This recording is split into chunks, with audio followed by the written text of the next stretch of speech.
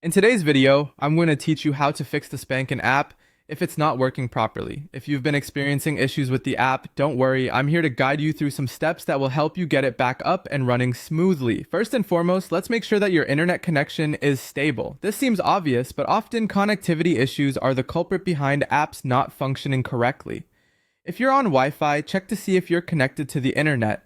Try loading another app or website to see if it works. If you're using mobile data, make sure you have a strong signal. A quick check like this can save you a lot of time troubleshooting an app that isn't really the problem. Next, let's give the Sbanken app itself a fresh start. Simply close the app completely. This step is important because it often clears any temporary bugs that might be affecting its performance. Once you have closed it, reopen the app and attempt to log in again.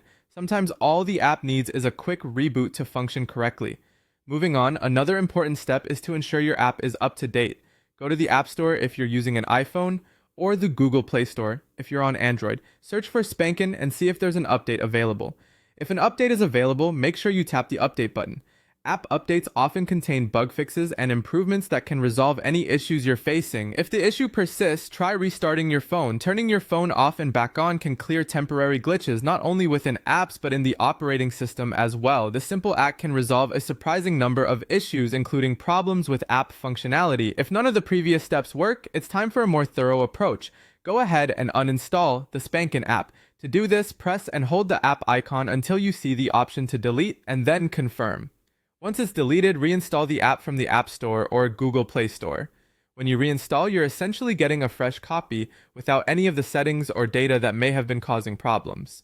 After the app is reinstalled, log back in with your credentials, and there you have it. By following these simple yet effective steps, you should have your Sbanken app working again without any hitches. Remember, technology can be finicky, but with a little patience and these handy tips, you can usually resolve issues quickly.